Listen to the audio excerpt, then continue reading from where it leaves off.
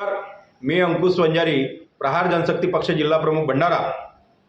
आपला सर्वांना माहिती आहे की गेली 4-5 महिन्यापासून या महाराष्ट्रातील शेतकऱ्याचे, दिव्यांगाचे कैवारी सन्माननीय वंदनीय बच्चूभाऊ कडू यांच्या नेतृत्वामध्ये जी सरकारने आश्वासनं दिली होती विधानसभेच्या निवडणुकीच्या वेळेला, या भारतीय जनता पार्टीचे नेते असतील, मग केंद्रातले नेते असतील, राज्यातले नेते असतील, यांनी मोठ्या मोठ्या घोषणा केल्या होत्या की आमचं सरकार या राज्यात स्थापन झालं तर आम्ही या शेतकऱ्याचा सातबारा कोरा केल्याशिवाय राहणार नाही, दिव्यांगाच्या मानधनात वाढ केल्याशिवाय राहणार नाही, शेतमजुरासाठी एक चांगली योजना आणल्याशिवाय आम्ही राहणार नाही, मच्छीमारांसाठी सुद्धा चांगली योजना आणू, अशा पद्धतीच्या ज्या घोषणा केल्या।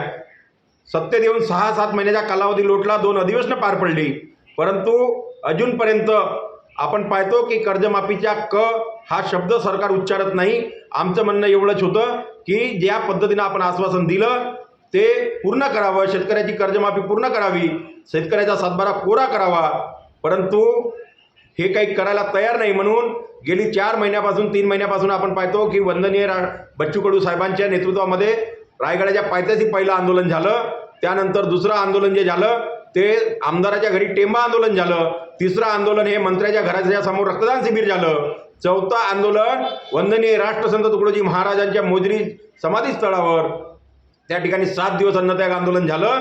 तरी पण सरकार मात्र फक्त आता समिती गठीत केलं म्हणून सांगत आहे। आता खऱ्या अर्थानं 24 तारखेला चक्काजाम आंदोलन महाराष्ट्रभर बच्चूभाऊच्या नेतृत्वामध्ये या ठिकाणी घोषित झालेलं आहे।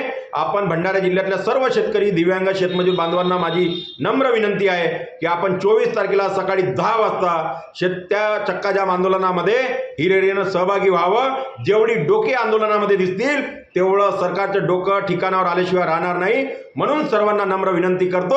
जय जवान, जय किसान।